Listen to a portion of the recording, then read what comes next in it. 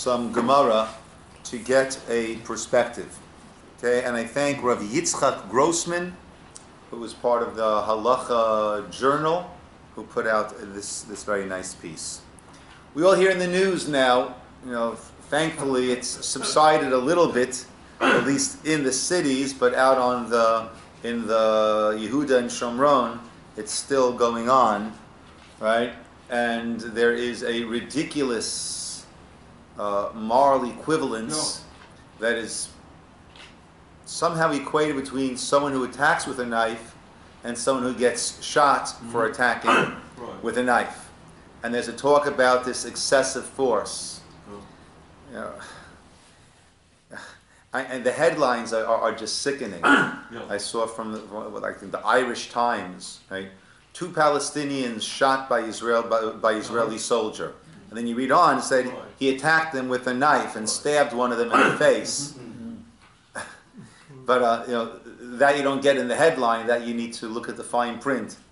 Right? The headline is, oh my gosh, these Israeli soldiers are shooting these poor innocent Palestinians. And that's all that most people read. Yeah, that's where the attention span, right? Correct. Israeli Defense Minister Moshe Yaalon, right? Well,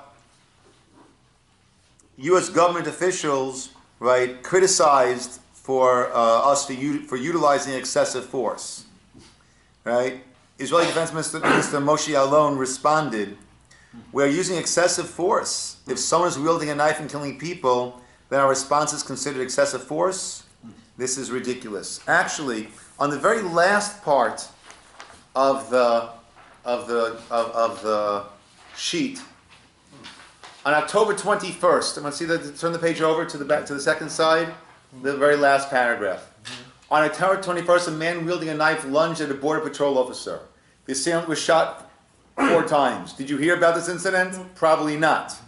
The incident took place not in Israel, where all these types of incidents are recorded and broadcast around the world, but at the U.S.-Mexican border crossing into Calexico, California.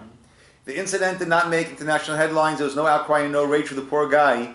Even after details emerged, he was denied entry to the U.S., and that's why he went on his rampage. Israel is showing great restraint, especially because there are people being attacked. Most of the Palestinians who have died were killed in the midst of an act of terror. Shooting someone who wants to take your life is as correct and appropriate a response at the border between California and Mexico as it is in the clash between terrorist Palestinians and Israeli citizens. Amen. Okay, but in their bracha, may the force be with you. Okay, so this whole idea of someone coming to kill you, what is the halacha? What steps are you allowed to take? Such a person is called in halachic literature a rodef. Rodef, lirodof means to pursue. So he is someone who is pursuing. And let's see the Mishnah in Sanhedrin. So you have it both in Hebrew on the very first page and also there in English. Ve'elu hein shematzilin otan binafshan. The following are those that we can save them binafshan. Interestingly, Rashi learns we could save the perpetrator from doing this sin by taking their life. Others explain it, we can save the victim from being victimized by the perpetrator by taking the perpetrator's life. So there are 2 different ways of defining who is it that we are saving. Right? Both are true, both are accurate, both have the same. Either way, in order to save the perpetrator from doing that terrible sin and to save the victim from having such a thing placed upon them, we can take the life of the perpetrator. Harodef, and here's the list. Harodef achar chavero lahargo. If someone is running after his friend, some friend, lahargo, in order to kill him, right? So you are allowed, not just the person who is being pursued, not only is that person allowed to turn around and shoot, but anyone else witnessing this is able to save the life of that person by killing the perpetrator. V'achar hazachar, v'achar nara hamurasa. Or if a man is running after another man in order to forcefully sodomize that person, or he's running after a nara hamurasa, a young girl who is partially married, in order to rape that person, in those cases, nitan latzilo b'nafsho. One is allowed to take the life of that person. Let's go down to the Gemara. Okay, in the English, the second paragraph. In the Hebrew, about 5 lines down. From where do we derive this?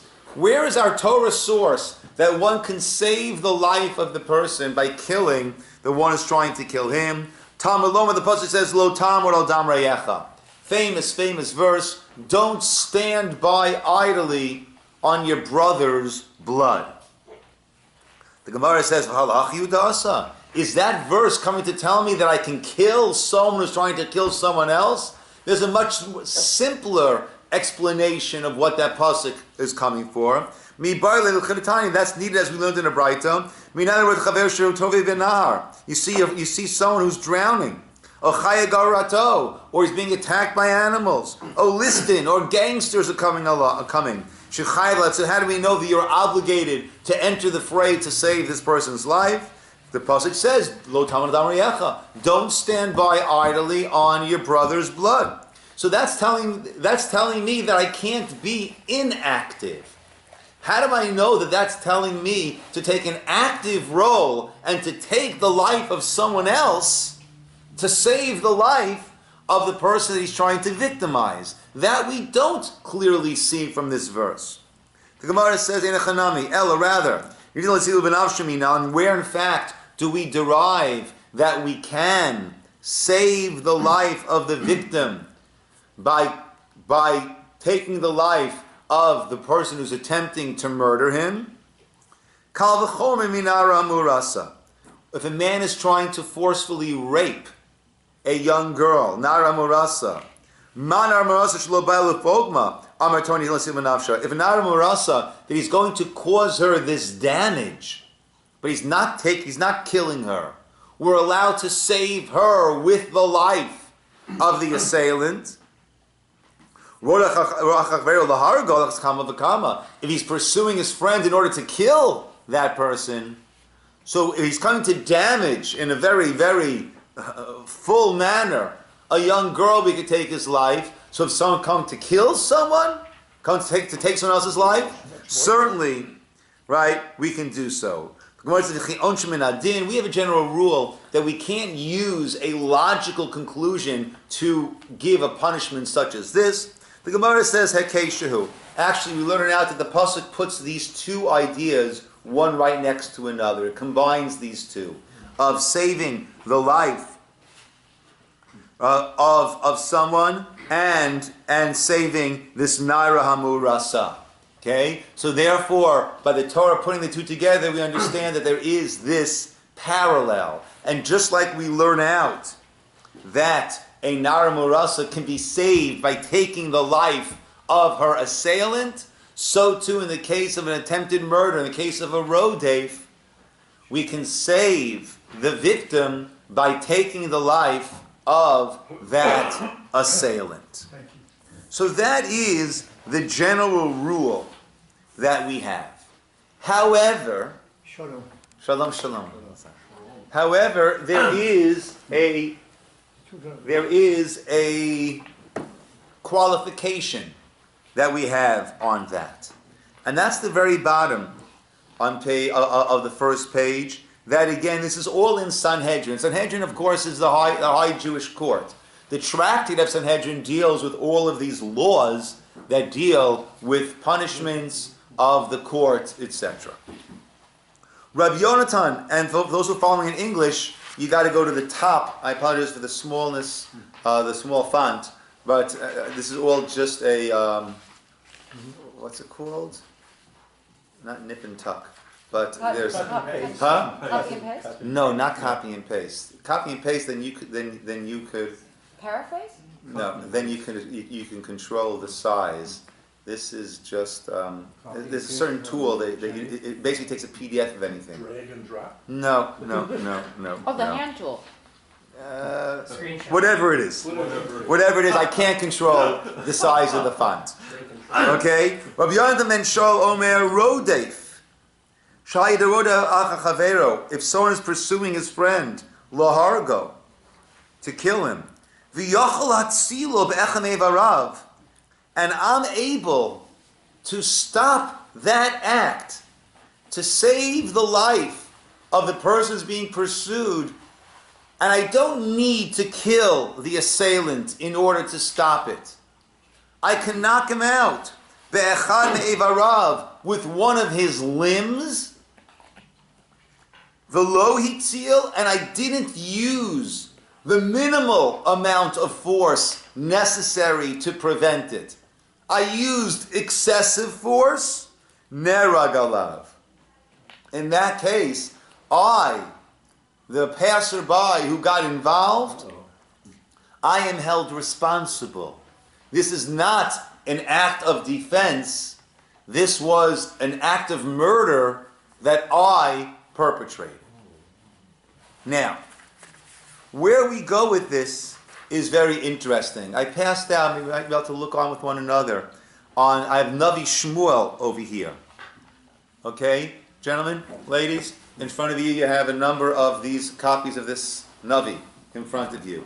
If you turn to page 208, 209, 208 in Hebrew, 209 in English, we see what's happening over here. There was a battle between Avner and his people who were aligned. You have to look for Shmuel, though. Yeah. Avner and his people who were aligned with King Saul, and Yoav, or Shaul's son, and Yoav and his men who were aligned with David. And a battle ensued. Avner and his men were defeated. Pasuk Yudchet, verse 18.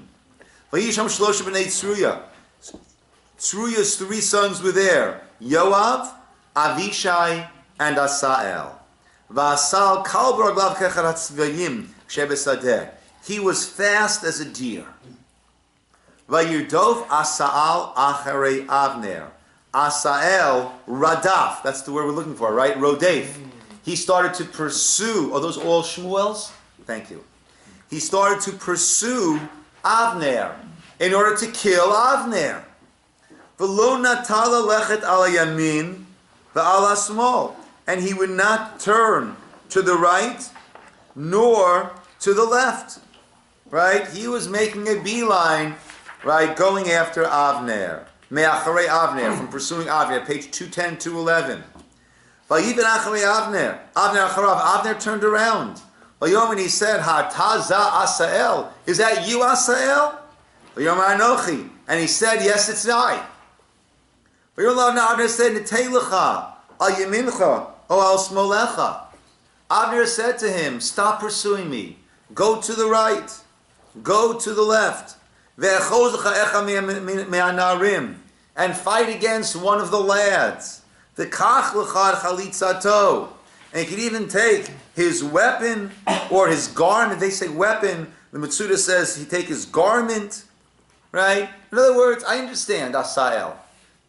You don't want to look bad. You don't want to come back empty-handed. Don't mess with me. Right? Stop chasing after me. Grab one of the other youth that are here. You can grab his weapon. You'll grab his shirt. And you'll come back showing, oh, look what I did. I was strong. I was victorious. Take that route. V'lo ava Asael. Asael did not want lasur me'acharav, to turn away from pursuing Avner. Vayosef od Avner leimor. Avner again spoke to him. And he said to Asael, sur lecha me'acharai. Turn aside from behind me. I don't feel comfortable having you chasing me with a knife or a sword or whatever it was in his hand. Lama akeka arza. Why should I have to strike you down to the ground? I don't want to hurt you. I don't want to kill you. How can I show my face to Yoav, your brother? Yoav was a powerful warrior. Yoav was the one who was in charge of David's army. How could I show my face to your brother Yoav? Turn away, turn aside. Vayima'en lasur. And he refused to turn. Vayakeu Avner. And Avner hit him. Ba'achorei hachanit. Using the back of his spear. El hachomesh. And he hit him by the fifth rib. A certain area of the chest. Vateitzei hachanit me'acharav. The spear went right through him and came out of his back. Vayipal sham. Asael fell there, crumpled to the ground there. Vayamat tachtav. And he died right there in his place. Okay. Why? Why he did this? Why? Who did what? Why didn't Asael turn away? That was a question that Avner was wondering also. And Avner had tried twice to get him to turn aside and to stop pursuing him. And then at that point, Avner took the life of Asael. Now at first glance, this seems to be a classic case of a rodef. Someone running after someone else, trying to take their life, and at a certain point, this person turning around and taking the life of his pursuant, which we learned in the mission that we began with, that is 100% halachically justified.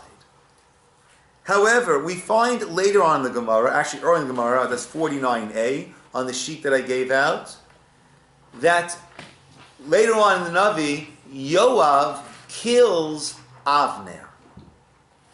Yoav avenges the blood of his brother Asael by killing Avner.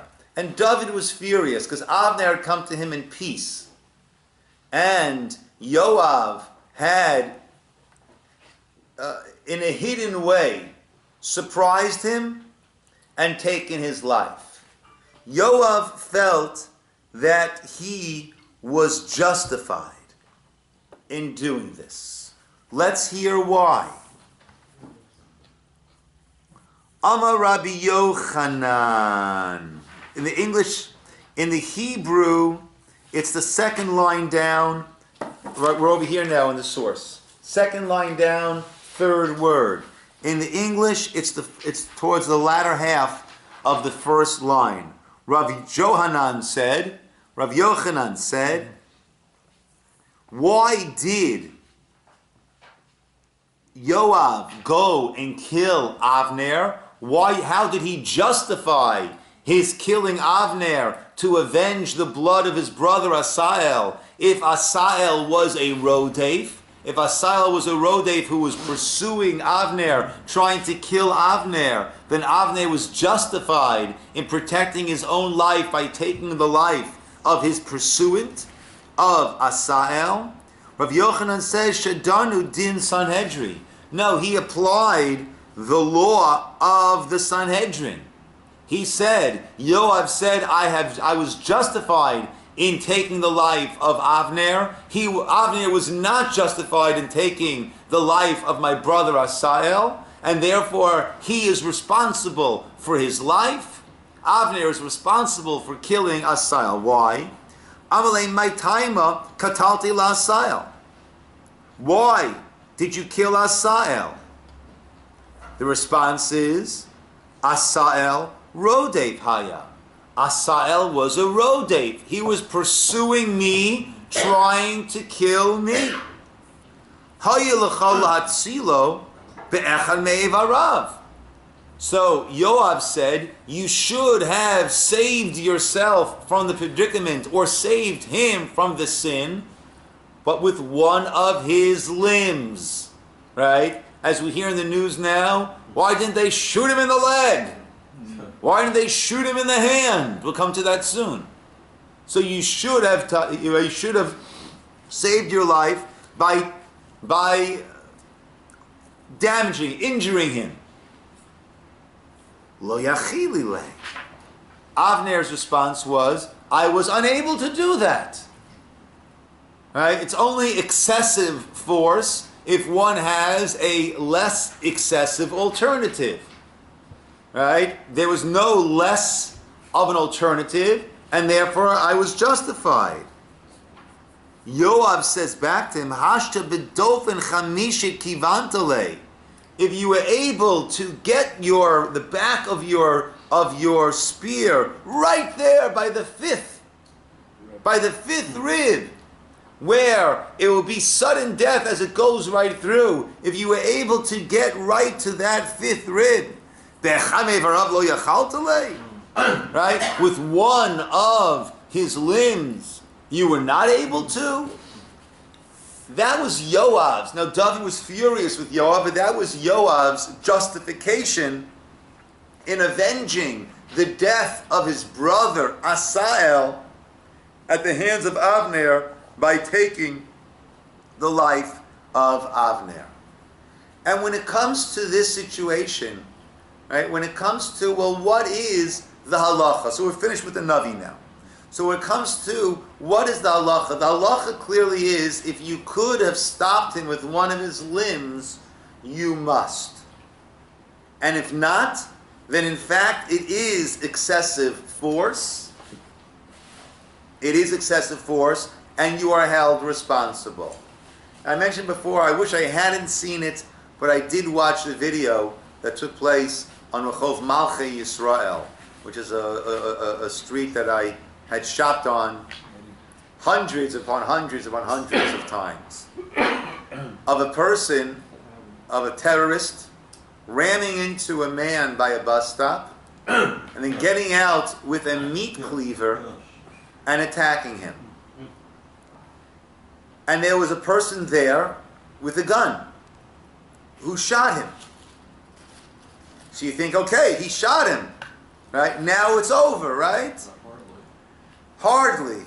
The guy kept getting up and going again. So he shot him again and shot him again.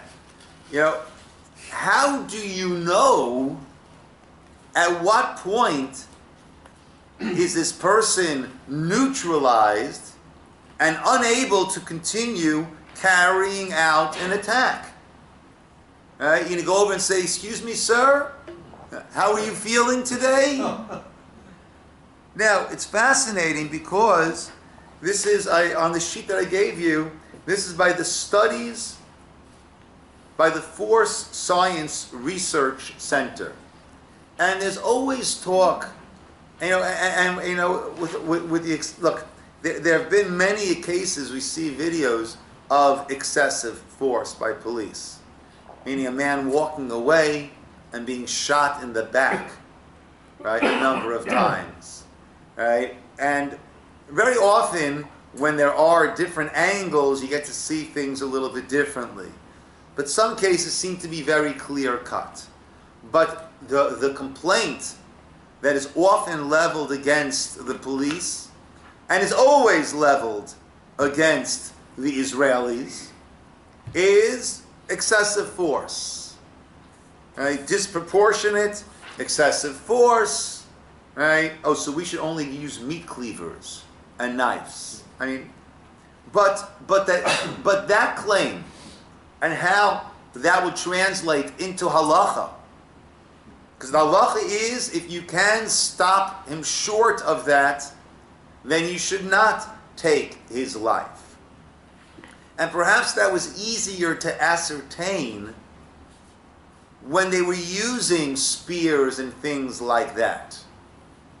But when there are guns at play, so this was before Congress. And this was the study by the Force Science Research Center. Hands and arms can be the fastest moving body parts. For example, an average suspect can move his hand and forearm across his body to a 90-degree angle in 12/100ths of a second. He can move his hand from his hip to his shoulder height, right? Which means draw, basically, in 18/100ths of a second. The average officer pulling the trigger as fast as he can on a Glock, one of the fastest cycling semi-autos, requires 1/4 of a second to discharge each round. So 25/100. So it's slower. Correct. There is no way an officer can react, track, shoot, and reliably hit a threatening suspect's forearm or a weapon in a suspect's hand in the time spans involved. And it's not just that it's 7/100 of a second slower. You've got to react, aim, and take it out. Even if the suspect held his weapon arm steady for a half a second or more, right? Let me hold this steady for you for half a second, and then I'll shoot. An accurate hit would be highly unlikely, and in police shootings, the suspect and his weapon are seldom stationary. Plus, the officer himself may be moving, I imagine normally is, as he shoots. That's the lower arm. The upper arm moves more slowly than the lower arm and hands, but shooting at the upper arms, there's a greater chance you're going to hit the suspect's brachial artery or center mass, areas with a high probability of fatality. So where does shooting only to wound come in, when even areas considered by some to be safe from fatality risk can in fact carry the same level of risk as targeting center mass? Legs move slower than arms and maintain more static positions. However, the areas of the lower trunk and upper thigh are rich with vascularity, with arteries. A suspect who's hit there can bleed out in seconds if one of the major arteries is severed. So again, shooting just to wound may not result in just wounding. On the other hand, if an officer manages to take a suspect's leg out non-fatally, that still leaves the offender's hands free to shoot. Right? And in the video that unfortunately I saw, even though this guy didn't have a gun, but he was ready to go to work with that cleaver. He did. Right? And he continued. Very graphic. Right? He continued to hit his victim. Yeah. Right? I think he killed him right there on the spot. No. No? No, I saw. He didn't kill. He didn't kill him, but I think the person died soon after. Yeah. That still leaves the offender's hands free to shoot. His ability to threaten lives has not necessarily been stopped. As to preventing so-called overkill from shots that are fired after a threat is neutralized, right? That's the overkill we often hear about. 23 shots, right? That's what the grand jury is told. 46 shots between these two officers. So Lewinsky offers these observations.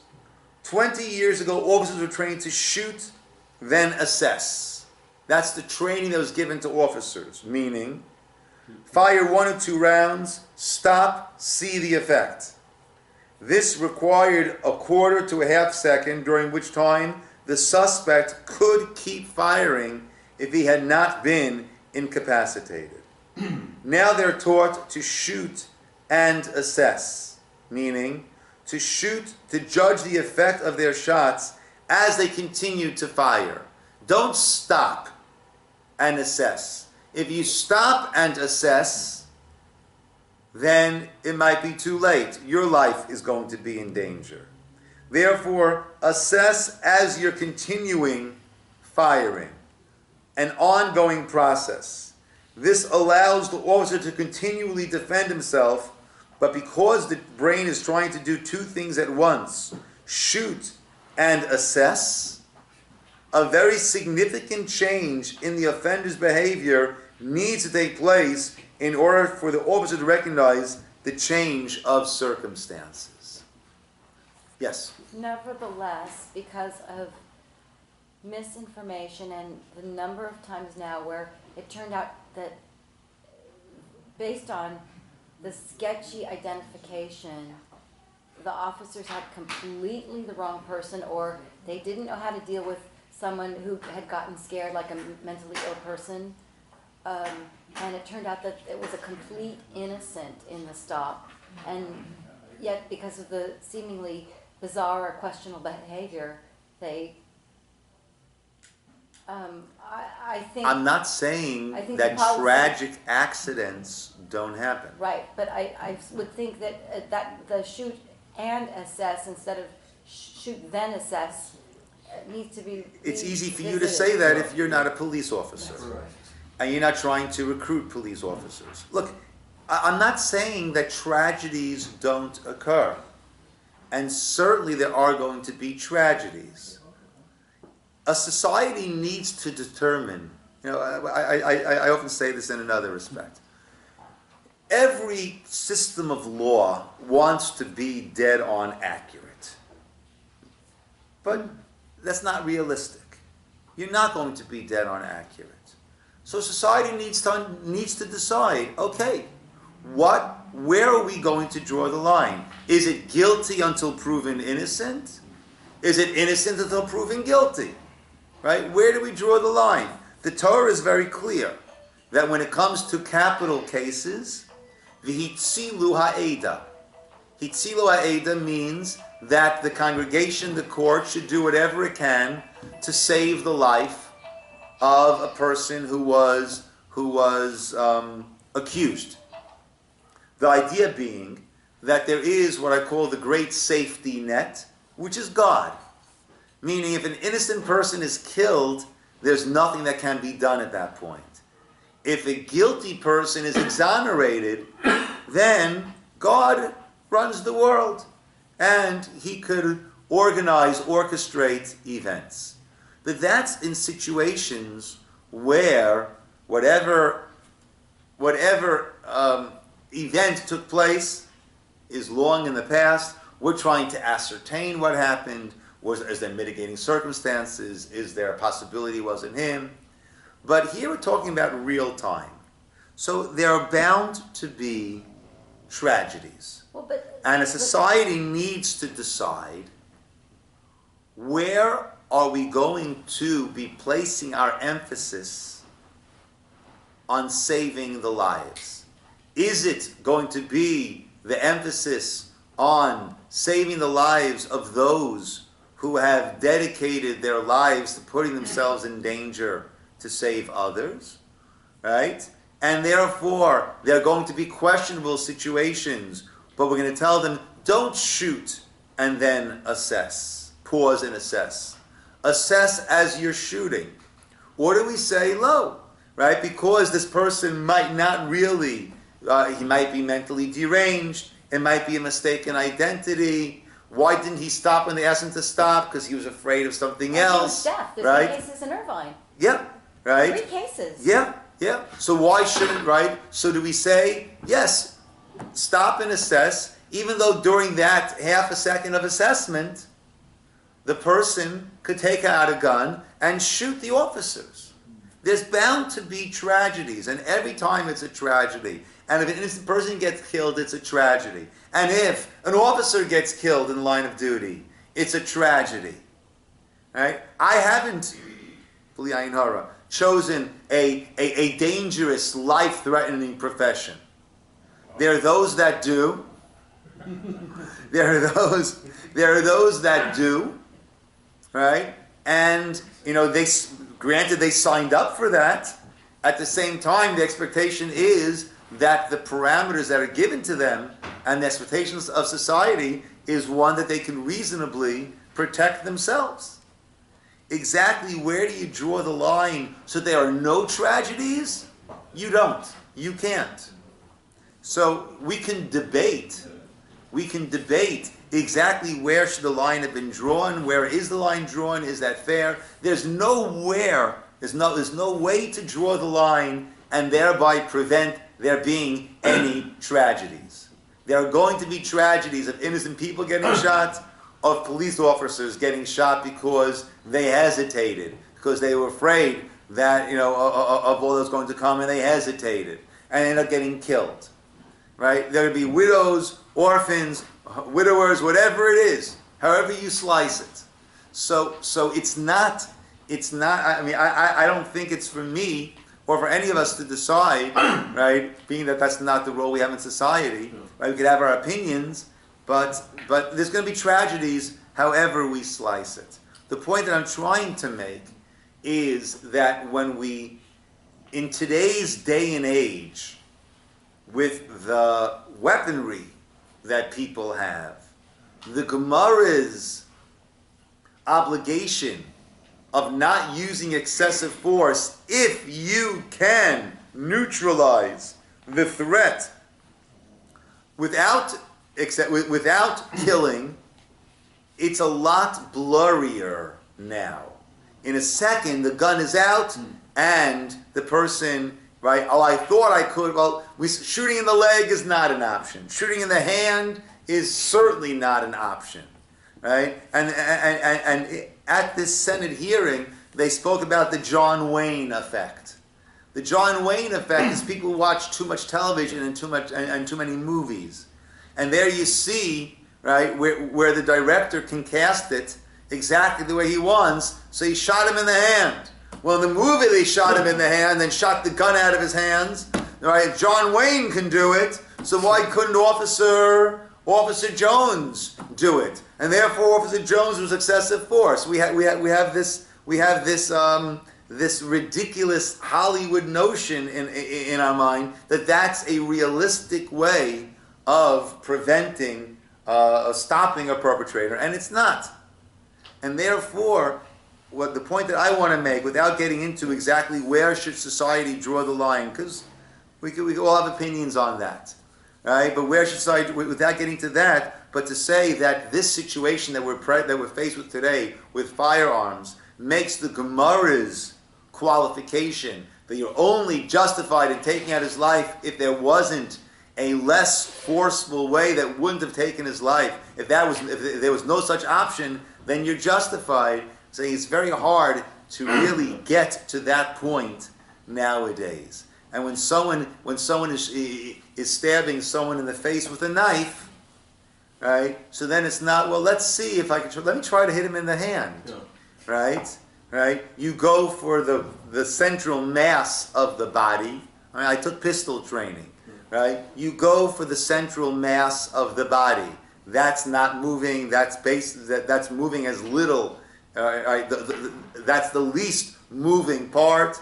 That gives you the widest target, and with that, you hope that you will neutralize whatever threat is coming at you.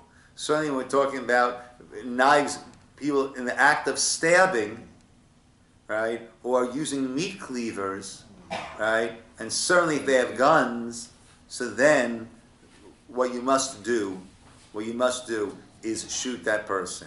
And again, that video to me was astounding how the guy just kept on going. Well, he was down, and they thought he was neutralized, and they came over to see, quote, is he neutralized? And he gets up with a cleaver and starts hacking again. Yeah, and goes at it again. Yeah. Right? So the asset now, and going back to what you said before, Janet, about pause and assess.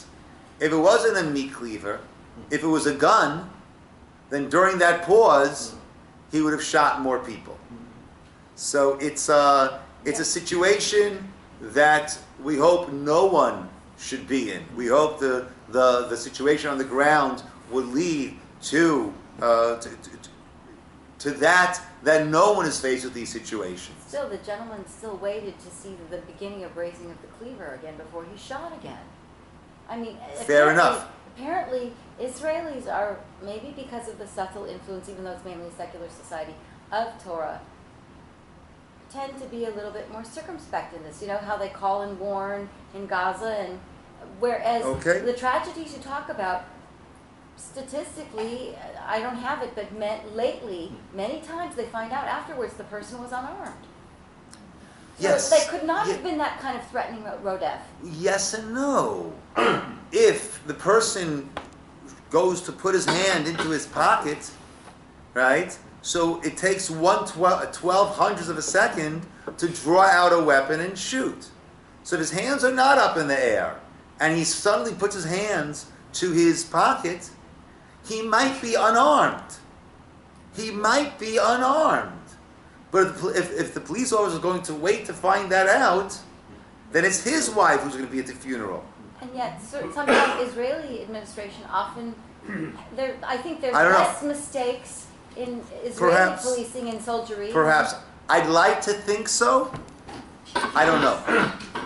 I don't have any data on that. And also, too, then, under this color of authority, what it does is it erodes other people. I mean, someone like me who generally says these people, as you say, risk their lives and thank you for your service. And I've gotten, in the last 2 years, to have a great deal of doubt about these types of